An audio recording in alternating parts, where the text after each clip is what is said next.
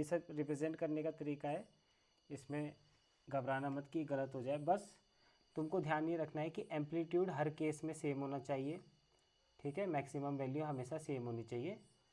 और ये जो एक साइकिल का टाइम है वो भी हमेशा कांस्टेंट रहना चाहिए, ऐसे नहीं कि बार बार ये वेरी करने लग रहा है। इसके बाद हमने क्या पढ़ा था, IRMS वैल्यू पढ़ी थी, IRMS वैल्यू, ठीक है। और इसका मान क्या था, I0/√2, और इसको हम 0.707 I0 लिखते हैं, ये हमने करके देखा था। इसी तरीके से अगर हम ERMS या VRMS लिखना चाहें तो वो होता है V0/√2, ठीक है। फिर अगर देखो हमने क्या लगाया था, AC को अगर हमने रेजिस्टेंस में लगाया था, रेजिस्टेंस के साथ अगर हमने AC में लगाया था तो V और I सेम फेज में थे, और जब हमने प्योर इंडक्टिव सर्किट में लगाया था तो V और I दोनों π/2 के फेज डिफरेंस के साथ में थे, जिसमें ये पता चलता है कि वोल्टेज आगे चल रहा है और करंट π/2 पीछे चल रही है, ठीक है। और इसका फेज़र डायग्राम ये जो हम बनाते हैं ये एरो दिखा के, तो ये फेज़र डायग्राम होता है, और इसमें हमने बना रखा है कि I 90 डिग्री पीछे है और ये वेव फॉर्म में दिखा रखा है। इसी तरीके से हम जब क्या करते हैं, कैपेसिटेंस के साथ में जोड़ते हैं तो करंट π/2 आगे चलती है और वोल्टेज वोल्टेज तो पीछे है इससे, तो ठीक है। फेज़र डायग्राम इसका ये बना हुआ है, ठीक है, ये इसका फेज़र डायग्राम है। एवरेज पावर इंडक्टिव और कैपेसिटिव के टर्म्स टाइम पे 0 होती है, और जब रेजिस्टेंस होता है तब कुछ ना कुछ इंडक्टिव पावर आती है, ठीक है। तो अब हम कुछ सवालों को देख लेते हैं, बिना सवाल को किए तो कुछ होगा नहीं। हाँ, तो कंपिटेंसी बेस्ड क्वेश्चन भी आते हैं, उस पर भी जाएंगे, पर पहले छोटे क्वेश्चन लेते हैं, ऑब्जेक्टिव क्वेश्चन, ठीक है। पहला क्वेश्चन हमारे पास है,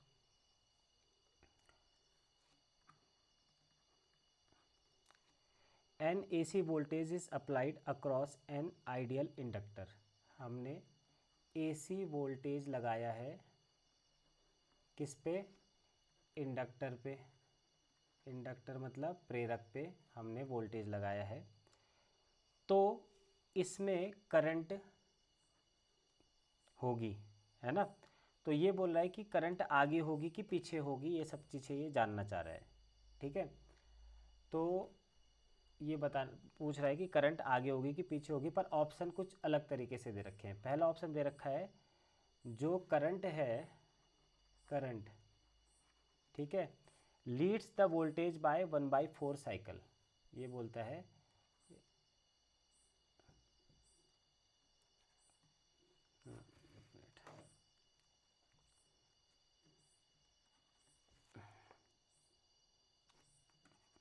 हैंग हो गया,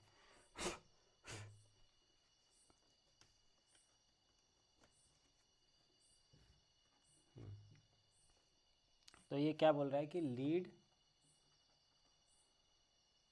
द वोल्टेज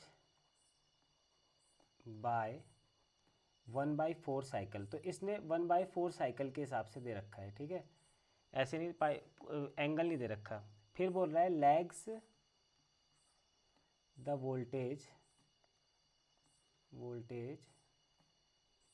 बाय 1/4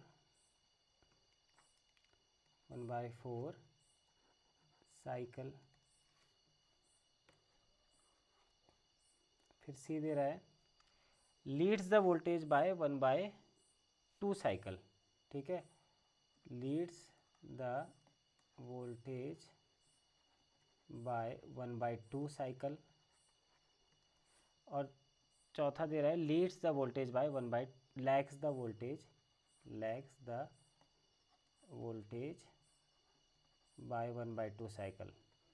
अब बताओ इसमें क्या इसका आंसर होगा।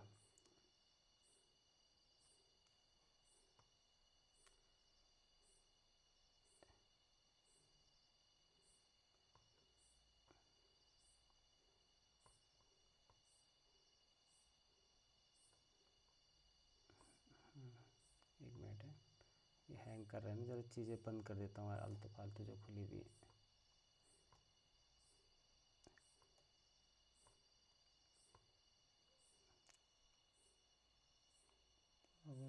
पावर पॉइंट मीट और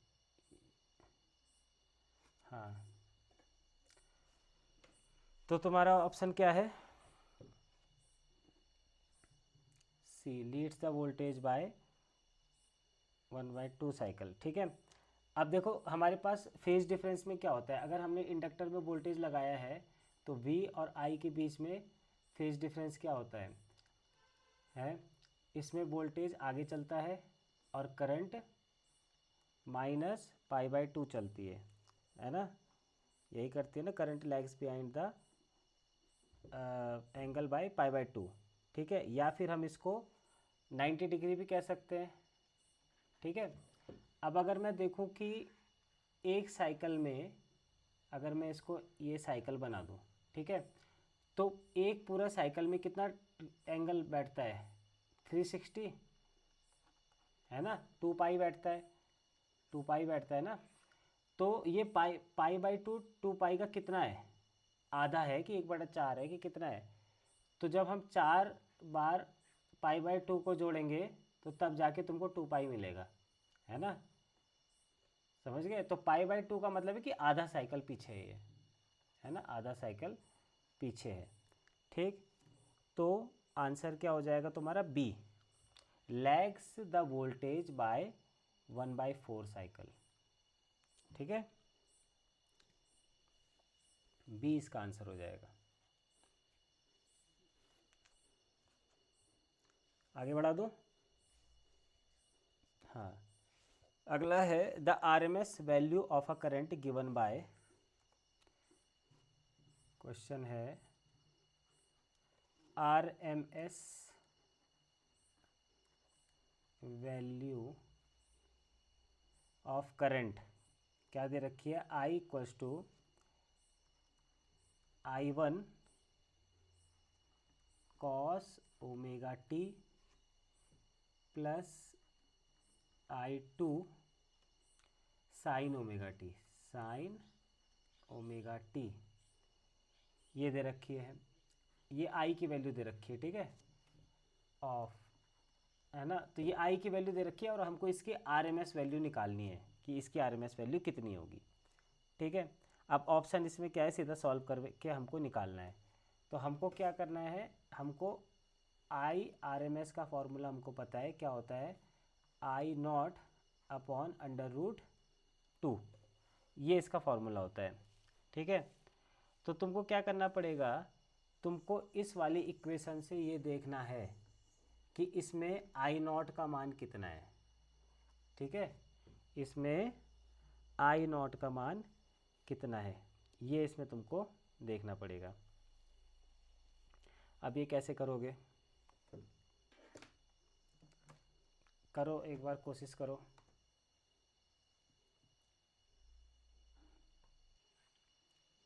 तो देखो इसमें क्या है कि I को हमने सबसे पहले बदल दिया दोनों को साइन के, साइन वेव में। ठीक है, साइन ओमेगा टी प्लस π/2 में, प्लस π/2। ठीक है, और I2 हमारे पास हो जाएगा साइन ओमेगा टी। अब देखो हमारे पास क्या है, दो साइन वेव हैं। ठीक है, और इसका क्या करना है, हमने इसका हमको सुपरपोजिशन से जो एम्पलीट्यूड आएगा वो बताना है। तो इसका जो इन दोनों वेव्स को जुड़ के जो एम्पलीट्यूड आएगा वो आएगा I0 इक्वल्स टू, I0 लिखेंगे ना हम इसको, और दोनों की इंटेंसिटी जुड़ जाएगी। ठीक है, I1 स्क्वायर प्लस I2 का स्क्वायर। ठीक है, ये हो जाएगा बस सीधे सीधे। ठीक, तो ये इसका I0 आ जाएगा। अभी मैं इसका तुमको फॉर्मूला बताता हूँ। ठीक है, तो यहाँ पे I0 का मान इतना आ गया, तो I0 का मान इतना आ जाएगा, तो फिर तुम इस IRMS में मान रख सकते हो उसका। IRMS बराबर ये हो जाएगा 1/√2, और ये I0 का मान यहाँ लिख दोगे आगे, I1 square plus I2 square.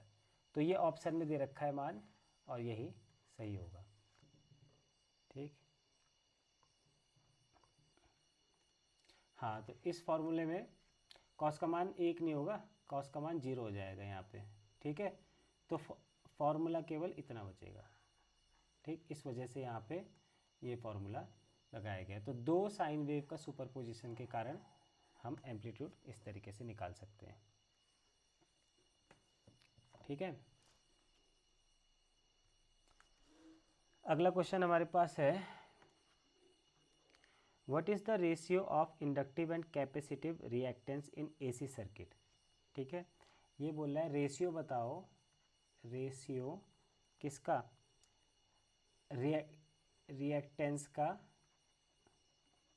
ठीक, कौन कौन से रिएक्टेंट, एक एक्सएल होता है और एक एक्ससी होता है, इन दोनों का रेशियो करके हमको बताओ। ठीक है, ये तो सिंपल फार्मूला के बेस पे है। तो एक्सएल का मान कितना होता है, ओमेगा एल, और एक्ससी का मान कितना होता है, 1/ओमेगा सी। तो एक काम करो, मेरे को एक्सएल अपॉन एक्ससी का मान सॉल्व करके बताओ अभी। तो ओमेगा एल तो यहाँ आ जाएगा अपॉन 1/ओमेगा सी आ जाएगा। ठीक है, और ये ऊपर चला जाएगा तो ये हो जाएगा ओमेगा स्क्वायर एल सी, ये आंसर आ जाएगा।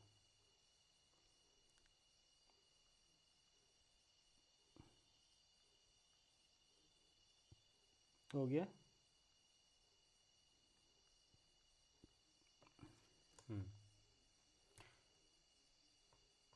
नेक्स्ट है,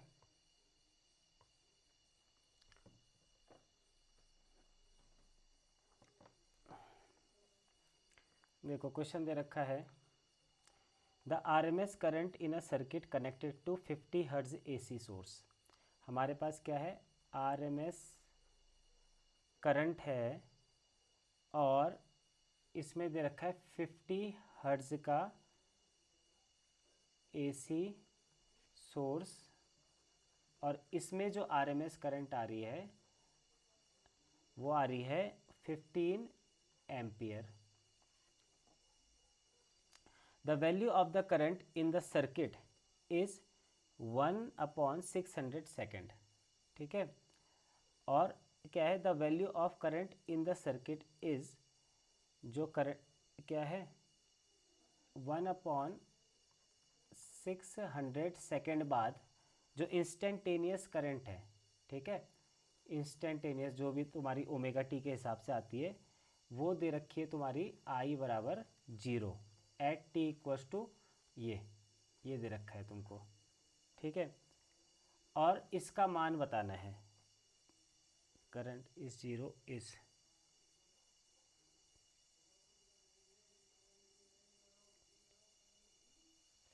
the value of the current in the circuit 1/600 second after the instant the current is 0। अच्छा, तो ये बोल रहा है कि क्या है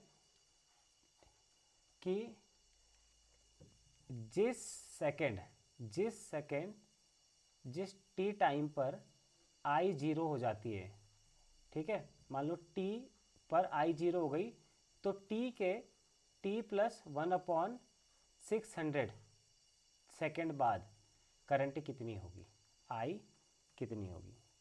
ठीक है, हमको ये बताना है। और सॉल्यूशन हमारे पास है, पहले तो हमारे पास जो इक्वेशन आती है I equals to I naught sine omega t आती है।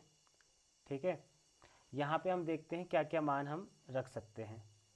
ठीक है, तो हमारे पास क्या होता है, आई आर एम एस बराबर होता है आई नॉट अपॉन √2। तो इस आई नॉट का मान हम क्या लिख सकते हैं, I naught equals to I R M S into √2। ठीक है, आई बराबर हो जाएगा, तो यहाँ से मतलब हमको आई नॉट का मान पता चल जाएगा ना, तो मैं निकाल देता हूँ आई नॉट का मान। तो आई आर एम एस है 15 एम्पियर √2, तो आई नॉट का मान हो गया 15 √2,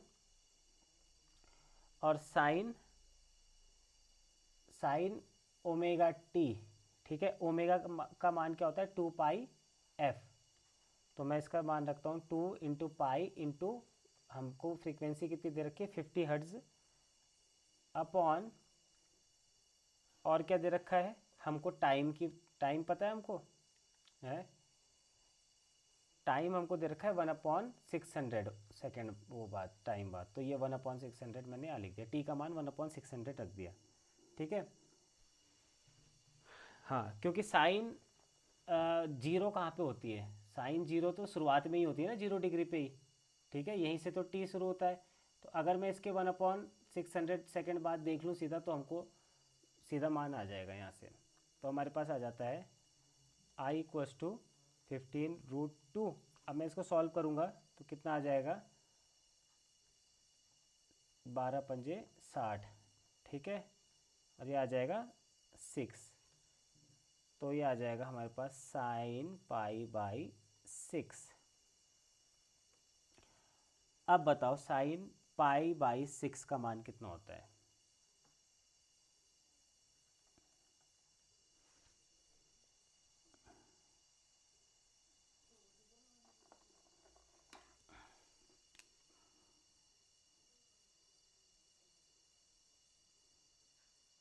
हाँ 30 डिग्री, तो ये आ जाएगा 1/√2 × 1/2, तो कितना आएगा, इसको हम यहाँ नीचे √2 लिख सकते हैं ना ऐसे में, तो ये आ जाएगा 15/√2 एम्पियर।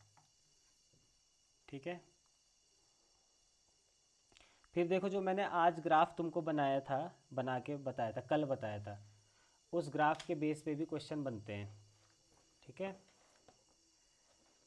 उस ग्राफ के बेस पे भी क्वेश्चन बन जाते हैं। एक सैम्पल क्वेश्चन पेपर में दिया गया था, एक क्वेश्चन 20-21 का सैम्पल क्वेश्चन पेपर है। N alternating current from a source is given by I = हमको करंट का इक्वेशन दे रखी है 10 sin 314t। What is the effective value of current and the frequency of the source. हमको पूछा हुआ है कि इफेक्टिव वैल्यू का मतलब IRMS ही होता है। तो हमको बोला IRMS बताओ, और दूसरा बोल रखा है हमको फ्रीक्वेंसी बताओ। ठीक है, ओमेगा बराबर क्या होता है 2πf होता है, तो इसका ये जो ये f है ये बताना है। ठीक है, समझ गए क्वेश्चन। हमको क्या दे रखा है, हमको एक करंट की इक्वेशन दे रखी है, और जो करंट की इक्वेशन हमको पता है उससे हम इसकी तुलना करेंगे। ठीक है, और इससे इसकी तुलना करने के बाद हमको जो जो रिक्वायर्ड चीज़ें हैं IRMS, फ्रीक्वेंसी, ये हम बताएंगे। ठीक है, तो IRMS या I इफेक्टिव जो होता है वो होता है I0/√2, है ना, और I0 दे रखा है 10, इसका कंपैरिजन करो तो ये 10 है। ठीक है, तो 10/√2। ठीक, हाँ, तो ये हम इस तरीके से भी कर सकते हैं कि इसका वैल्यू क्या आती है 0.707 आता है 1/√2 का, और ये 10 आ जाएगा, तो हमारे पास हो जाएगा 7.07 एम्पियर। फिर एंगुलर फ्रीक्वेंसी हमको ओमेगा का मान कितना दे रखा है 314 दे रखा है, और इसका फॉर्मूला होता है 2πf। ठीक है, f बराबर कितना हो जाएगा, f बराबर हो जाएगा 314/2 × पाई। पाई का मान कितना होता है, इतना होता है। ठीक है, ये हटाओगे 2 जीरो बढ़ जाएंगे, या 100 बढ़ा दो ऊपर, इससे ये कट जाएगा और तुम्हारा मान आ जाएगा 50 हर्ट्ज। ठीक है, ये हो जाएगा।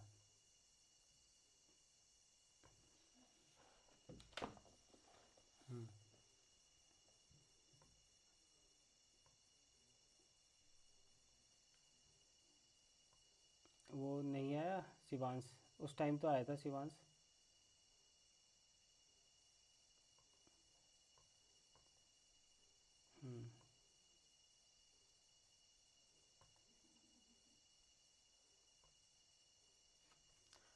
नेक्स्ट क्वेश्चन है तुम्हारे पास, the current through a resistor is 2 ampere.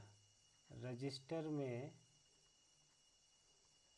Current जो है वो है 2 एम्पियर, और जब इसको जोड़ा जाता है when connected to a 220 volt and 50 hertz line. ठीक है, 220 वोल्ट और 50 हर्ट्ज का इसको हम क्या दे रहे हैं, ईएमएफ दे रहे हैं, और फ्रीक्वेंसी उसकी ये है। Find the value of capacitor which is to be connected to reduce the current to 1 ampere. अब हम अगर चाहते हैं कि करंट 1 एम्पियर पे आ जाए, तो हमको ये बताना है कि एल का मान कितना, सी का मान कितना होगा, सी का कैपेसिटर कितना जोड़े हम। ठीक है, हाँ, तो जब हम क्या करें, जब हमारे पास केवल रेजिस्टेंस होता है, ठीक है ना, केवल रेजिस्टेंस है, अभी केवल रेजिस्टेंस जुड़ा हुआ है, तो हम R equals to V upon I से क्या कर सकते हैं, R का मान निकाल सकते हैं। तो V कितना है, 220 वोल्ट, और करंट है 2 एम्पियर, तो 110 ओम। R का मान आ गया 110 ओम। अब हम क्या बोल रहे हैं कि हमारे पास यहाँ पे इंडक्टर नहीं है, ठीक है, तो इंडक्टर वाला टर्म हटा देना है ना। आर स्क्वायर, यहाँ पे क्या होता है, एक्सएल माइनस एक्सी होता है ना, तो एक्सएल को जीरो कर दो, एक्सी का स्क्वायर ये आ जाएगा। ठीक, जब इंडक्टर है नहीं तो वो जीरो हो जाएगा सीधा सीधा, तो यहाँ पे आ जाएगा 220 equals to under root R का मान हमने 110 का स्क्वायर और एक्सी का स्क्वायर। ठीक है, ये जेड का, अब ये सब स्क्वायर कर दो एक तरफ से। ठीक है, इस ये अंडर रूट हटेगा तो इधर स्क्वायर आ जाएगा, तो ये आ जाएगा 220 का स्क्वायर बराबर 110 का स्क्वायर प्लस एक्सी का स्क्वायर। ठीक है, अब यहाँ से एक्सी का मान निकालोगे, पहले 220 का स्क्वायर करो और 110 का स्क्वायर करो और एक्सी का मान निकालो। तो देखो ये कितना हो जाएगा, 48400, और ये हो जाएगा 12100। 2 बार स्क्वायर कर लेना है इसको, ठीक है, प्लस एक्सी का होल स्क्वायर। ठीक, समझ गए। वैसे दूसरा तरीका भी है इसको करने का कि कॉमन ले लो, है ना, वो वैसे भी कर सकते हैं। जैसे 110 को कॉमन ले लेंगे तो अंदर भी हो जाएगा, पर चलो पूरा ही सॉल्व कर लेते हैं। तो 48400 माइनस 12100 बराबर एक्सी का होल स्क्वायर आ जाएगा। ठीक है, और जब हम इसको सॉल्व करेंगे तो कितना आएगा,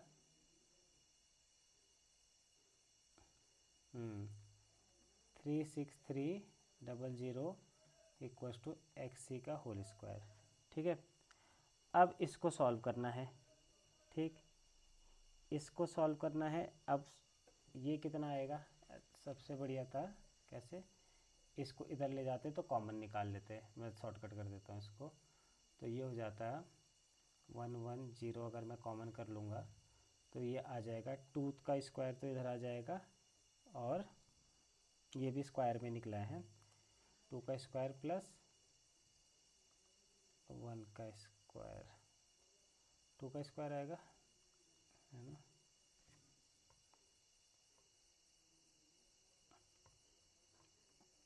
ये माइनस है, ये वाला है, तो तुम्हारे पास आ जाएगा 110 का स्क्वायर और 4 माइनस 1 3।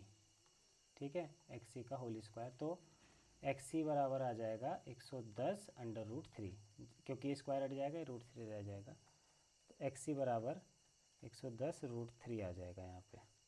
ठीक है, अब इसको हमको सॉल्व करना है। सी एक्सएल का मान कितना होता है, 1/2π/f(c), ये होता है ना, ओमेगा सी होता है ना, ये हो जाएगा। तो तुम्हारे पास आ जाता है इतना, इसको सॉल्व करोगे सी का मान निकालोगे, सी इधर जाएगा, ये नीचे आएगा, 2 इंटू पाई इंटू 50 दे रखा है हमको, सी का मान ही हो गया 110 रूट 3। इसको सॉल्व करो और मेरे को आंसर बताओ। इसका मान आएगा 16.7 माइक्रो फैरड।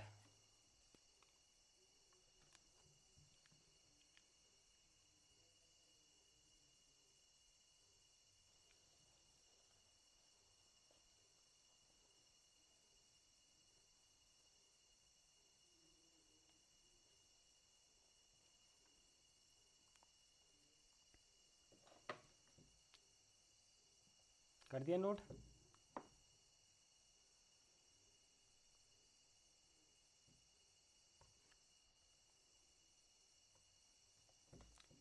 अच्छा, अगला क्वेश्चन है हमारे पास। A current of 1 ampere flows through a coil when it is connected across a DC battery of 100 volt। एक करंट है 1 एम्पियर की, ये फ्लो करती है कॉइल से, ठीक है, डीसी बैटरी से ऑफ 10 वोल्ट। 10 वोल्ट की हमारे पास बैटरी है और ये 1 एम्पियर की करंट एक कॉइल के होते हुए, कॉइल से होते हुए फ्लो करती है, ठीक है। 100 वोल्ट का हमारे पास क्या है, डीसी बैटरी है। If the DC battery is replaced by N AC source of 100 volt. अब ये बोल रहा है कि हमने डीसी, पहले तो ये डीसी बैटरी थी, अब हमने इसको एसी बैटरी में बदल दिया है, सिमिलरली 100 वोल्ट की, और एंगुलर फ्रीक्वेंसी इसकी जो है 100 रेडियन पर सेकेंड है, ठीक है। ओमेगा क्या है, 100 रेडियन पर सेकेंड। तो करंट तुम्हारी आ जाती है, जो करंट है अब हो गई 0.5 एम्पियर, ठीक है। तो हमको ये बताना है कि फर्स्ट हमको ये बताना है कि impedance of the circuit, circuit का इम्पीडेंस कितना आएगा, ठीक है। Z निकालना है हमको पहला। सेकंड, दूसरा क्या निकालना है, self inductance of the coil, L निकालना है हमको, ठीक है। और तीसरा फेज डिफरेंस जो भी आएगा वो निकालना है, ठीक है। क्या बोला है, जब हमारे पास डीसी सोर्स था 100 वोल्ट का, तो एक कॉइल से होती हुई जो करंट बह रही थी वो थी 1 एम्पियर। फिर हमने इस 100 वोल्ट की डीसी सोर्स को चेंज कर दिया एसी सोर्स में, और अब ये बदल गया है क्या, अब करंट हो चुकी है 1 एम्पियर से 0.5 एम्पियर, और हमारे पास एसी सोर्स क्या था, 100 वोल्ट का प्लस 100 रेडियन पर सेकेंड ओमेगा। तो अब जो गिवन चीज़ें, जो पूछी गई चीज़ें, वो हमको बताना है। सबसे पहले इम्पीडेंस है ना, इम्पीडेंस का मान क्या होता है,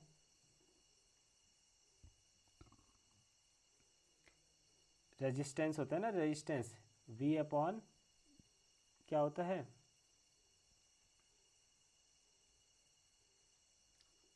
I, ठीक है। R equals to V upon I होता है। इसी प्रकार से अगर हम यहाँ पे देखते हैं तो Z का वैल्यू, Z की जब हम कंपेयर करके निकालते हैं तो ये भी हो सकता है V अपॉन I, ठीक है। तो वोल्टेज हमारे पास 100 है और करंट हमारे पास इतनी है, तो 200 ओम हमारे पास इम्पीडेंस आ जाता है। सेकंड केस, अगर हम रेजिस्टेंस निकालें, ठीक है, रेजिस्टेंस की ज़रूरत पड़ेगी ना, R का मान अभी ज़रूरत पड़ेगी फॉर्मूले में, है। तो R बराबर कितना होगा, 100 वोल्ट हमारे पास करंट है और 1 एम्पियर का करंट है, तो ये आ जाएगा 100 ओम, ठीक है। अब हमको क्या निकालना है, इम्पीडेंस ऑफ द सर्किट तो निकल गया फर्स्ट, है ना। अब हमको L निकालना है। L का फॉर्मूले के लिए हम Z बराबर क्या निकाल सकते हैं, under root R square plus omega, या XL स्क्वायर लिखते हैं तो XL का मान सीधे लिख देता हूँ मैं, ओमेगा L का स्क्वायर, ठीक है। इसका मान रखो, Z का मान है 200, R का मान कितना है 100, ओमेगा का कितनी वैल्यू है 100, ओमेगा 100 है, ये 100 रेडियन पर सेकेंड, और एल का वैल्यू हमको निकालनी है। ठीक है, तो कैसे निकाल सकते हो? 200, हाँ हाँ,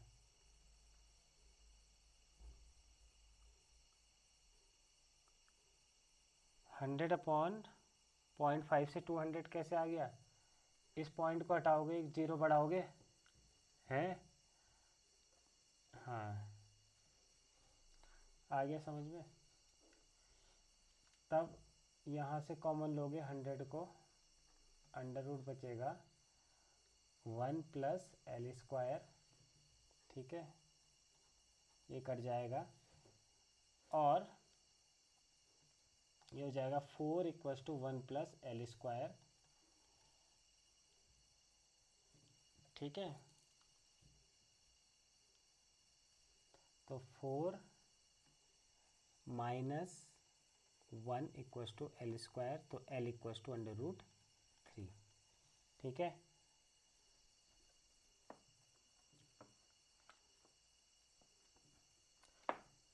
तो ये अंडर रूट 3h आ जाएगा।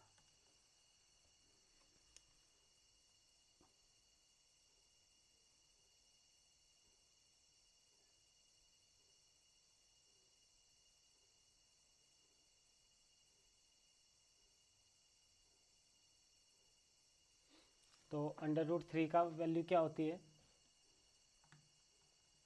1.73। रूट 3 की वैल्यू होती है 1.73, तो हमने लिख दिया। अभी इसका एक थर्ड पार्ट भी बचा हुआ, 5 की वैल्यू निकालनी है, तो थर्ड पार्ट में यहाँ से कर देता हूँ। ठीक, थर्ड पार्ट हो जाएगा 10 फाई बराबर, 10 फाई की वैल्यू क्या होती है? Omega L upon R. ठीक है, तो कितना आएगा? 5 equals to 10 inverse omega L कितना है? ओमेगा एल है, ओमेगा एल का वैल्यू कितनी है? ओमेगा कितना है? 100, और ये कितना है? एल कितना है? 1.73। तो ये आ जाएगा सीधे सीधे 173 भी लिख सकते हो। ठीक है, और अगर और पॉइंट में बढ़ाना है तो इसके आगे 2 होता है, तो ये 0.2 आ सकता है इसके आगे, अपॉन आर कितना है? आर है 100। तो घूम फिर के बात वही आ गई, डिवाइड भी 100 से मल्टीप्लाई और डिवाइड से कितना, तो वही आ जाएगा 10 इनवर्स 1.73। ठीक है, हाँ, 1.73 क्या होता है? 1.73 होता है रूट 3, है ना? हाँ, तो इसको 1.73 के ऐसे कर लो यहाँ से, ताकि कंफ्यूज ना हो। 100 इंटू रूट 3, तो ये कट गया और ये रूट 3 आ गया। तो बताओ कि रूट 3 की मतलब 10 में रूट 3 का मान कब आता है? 30 में आता है कि 60 में आता है? 60 में आता है, तो ये आ जाएगा 60 डिग्री। ठीक है,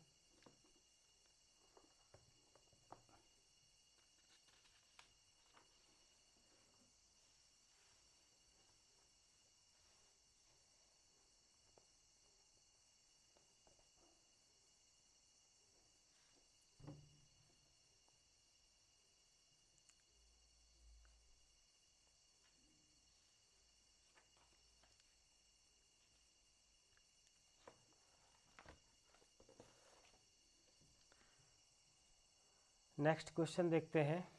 कर लिया नोट? हाँ, अब हमारे पास है अगला क्वेश्चन।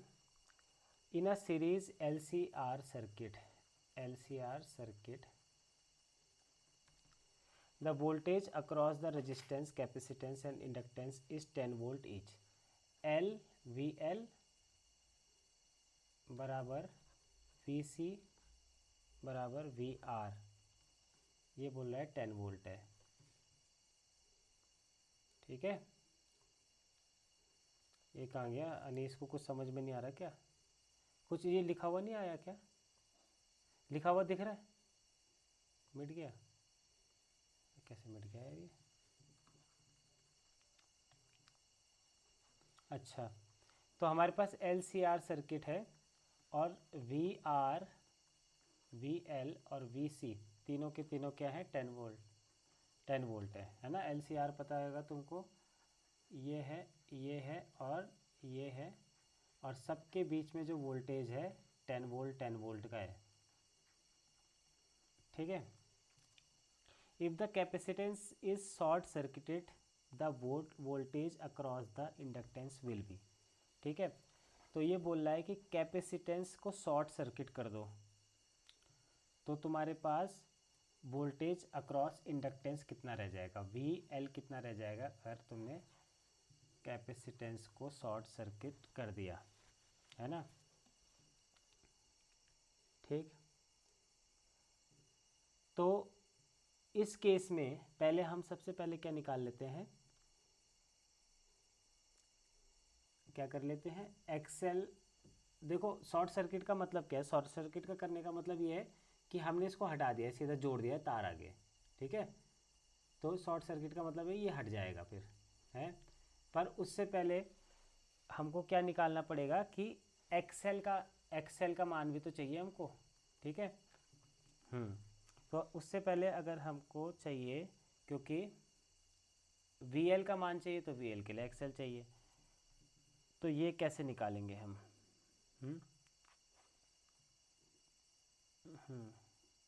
तो इसके लिए क्या करते हैं हम, पहले तीनों के VR का मान क्या होता है? VR का मान होगा IR। ठीक है, और VL का मान क्या होगा? IXL, और VC का मान होगा IXC। ये तीनों होंगे, ये तीनों बराबर हैं, तीनों बराबर है मतलब IR इक्वल्स टू IXL बराबर IXC। फिर ये तीनों के I कट जाएंगे, ये आ गया। ठीक है, मतलब कि XL भी R के बराबर है और XC भी R के बराबर है। अब हम पहले सबसे पहले जब तीनों हैं तब फॉर्मूला लगाते हैं।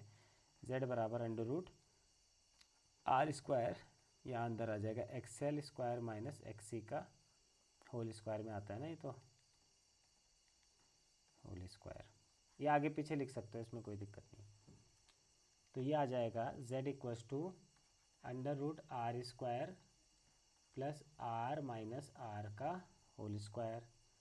ये R से R कट जाएगा, तुम्हारे पास Z बराबर R आ जाएगा। ठीक है, हाँ, तो जो टोटल वोल्टेज आएगा तुम्हारे पास VS इक्वल्स टू IZ बराबर IR इक्वल्स टू 10 वोल्ट आ जाएगा। ठीक है, तो सोर्स वोल्टेज क्या है? ये जो आया ये क्या था? ये सोर्स वोल्टेज था, टोटल था ना। टोटल के केस में निकाल दिया मैं कि टोटल वोल्टेज हमने इतना दिया है और करंट टोटल इतनी थी और Z इतना था। ठीक है, तो करंट कितनी दे रखी थी हमको पहले से ही? हम्म हम्म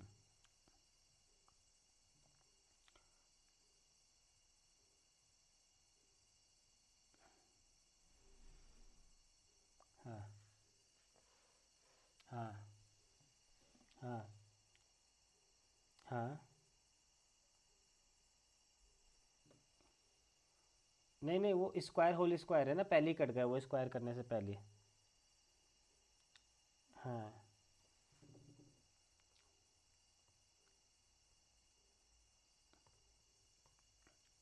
अब इसको यहीं पे रहने दो, इसके आगे अब क्या है?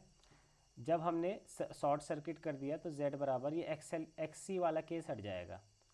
ठीक है, हमने जो कैपेसिटर है उसको तो शॉर्ट सर्किट कर दिया है और अब वो नहीं रहा, मतलब अब उसको हमने डायरेक्ट जोड़ दिया तो XC का मान चला गया यहाँ से।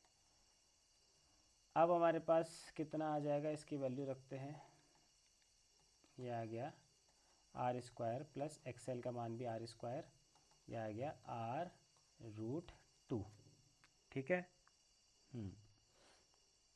ये आ गया। अब यहाँ पे वोल्टेज VL कितना होता है, I, जो भी I रही होगी इसका नेम चेंज कर लो, और XL, ठीक है। और I का मान कितना है, I का मान हम यहाँ से हाँ, तो ये आ जाएगा। और XL की वैल्यू कहाँ है,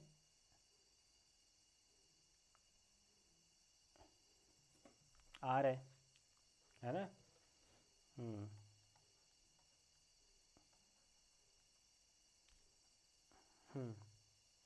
एक मिनट,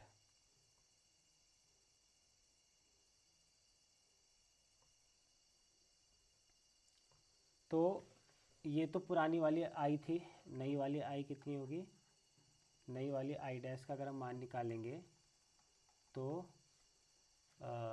V बराबर IR/IZ, तो V अपॉन Z, V था 10 और जो नया Z आ रखा है हमारे पास वो है R√2, तो ये हो जाएगा 10R√2 इंटू XL भी R है, तो तुम्हारे पास कितना आ जाएगा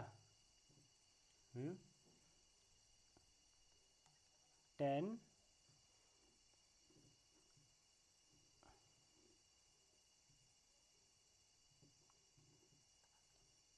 अपॉन √2, ठीक है। इसको सॉल्व करोगे तो कितना आएगा, ऑब्जेक्टिव में हमको अलग अलग दे रखे हैं,